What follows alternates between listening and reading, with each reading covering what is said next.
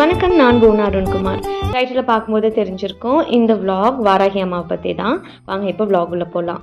வாராகின்ற பேர் எனக்கு first introduce ஆனது ரைட்டர் பாலகுமாரன் அவர்களோட ஒரு நாவல் படிக்கும்போது தான்.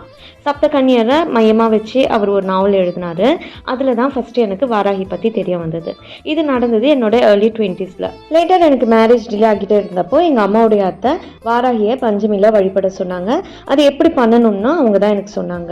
அந்த மாதிரியே தான் நானும் பண்ணேன். 3வது பஞ்சமிக்கு எனக்கு மேரேஜ் ஃபிக்ஸ் ஆகிடுச்சு. இப்படி தான் என் லைஃப்பில் வாராகி அம்மா வந்தாங்க. அண்ட் இப்போ வரைக்கும் எப்படி எனக்கு வழிபட சொல்லி கொடுத்தாங்களோ அப்படிதான் நான் பண்ணுறேன்.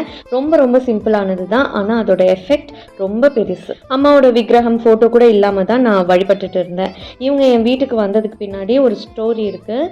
சான்ஸ் கிடைச்சா இன்னொரு வாட்டி கண்டிப்பாக என் லைஃப்பில் அம்மா நடத்தி கொடுத்த மிராக்கிள்ஸ் பற்றி கண்டிப்பாக நான் ஷேர் பண்ணுறேன். 2021 அம்மா நம்ம வீட்டுக்கு வந்தாங்க. இது செகண்ட் டைம் நான் ஃப்ரெண்ட் சேஞ்ச் பண்ணுறது. என்ன ரீசன்னு நான் சொன்னால் அதுவுமே உங்களுக்கு ஆச்சரியமாக தான் இருக்கும். ஸ்பிரிச்சுவாலிட்டின்றது என்னை பொறுத்த வரைக்கும் ஒரு டிசிப்ளின், தனிப்பட்ட ஃபீலிங், இமோஷன், ரொம்ப ரொம்ப பர்சனலான ஒரு connection. The soul always knows what to do to heal it செல்ஃப்னு சொல்லுவாங்க. அந்த அறிவை கண்டிப்பாக நமக்கு ஆன்மீகம் கொடுக்குன்றதை நான் மனப்பூர்வமாக நம்புகிறேன். இப்போ லாஸ்ட் 4-5 இயர்ஸாக ரொம்பவே யூடியூப்பில் நிறைய பேர் அவங்களோட எக்ஸ்பீரியன்ஸ் எப்படி பூஜை பண்ணணும்னுட்டுலாம் ஷேர் பண்ணிட்டு வராங்க.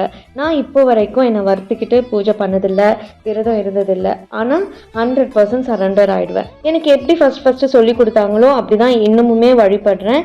எங்கள் தாத்தா எப்பயுமே ஒன்று சொல்வார், நம்ம இன்டென்ஷன் தான் ரொம்ப ரொம்ப முக்கியம், அது சரியாக இல்லாமல் நம்ம எதுவுமே பண்ணக்கூடாதுன்னு சொல்லிட்டு.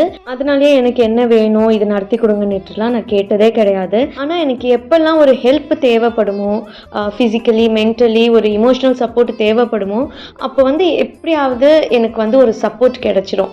அது நான் அம்மாவோட மிராக்கிள்னுட்டு தான் நான் சொல்லுவேன். நம்மளை அவங்க கவனிச்சுக்கிட்டே இருக்காங்கன்றதே ஒரு பெரிய விஷயம் தானே. எனக்கு அதுவே போதும்னுட்டு தான் தோணும். அம்மா மெயின் கேட்டில் தான் நாங்கள் வச்சுருப்போம். இதுவுமே அவங்க விருப்பம் தான்.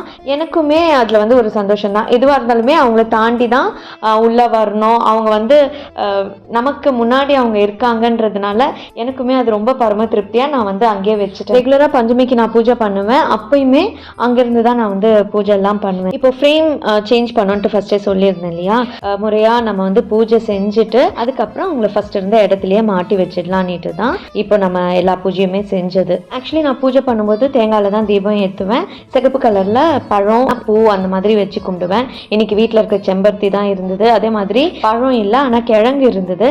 அதை வச்சு நான் என்கிட்ட இருக்கிறத வச்சு நான் பூஜை பண்ணி முடிச்சிட்டேன். ஈவினிங் போல் அம்மாவையும் அவங்க இடத்துல நம்ம மாட்டியாச்சு. மாட்டிட்டு உள்ளே வரேன். சரி மழை சென்னையில். எனக்கு அது ஒரு பிளெஸ்ஸிங் மாதிரி ஆயிடுச்சு. அவ்வளோதான். vlog எண்டுக்கு வந்துட்டோம். சின்ன vlog தான், பட் இவ்வளோ நேரம் என் கூட டைம் ஸ்பெண்ட் பண்ணதுக்கு ரொம்ப ரொம்ப தேங்க்ஸ். இந்த vlog பிடிச்சா சப்போர்ட் பண்ணுங்கள். Bye friends, take care.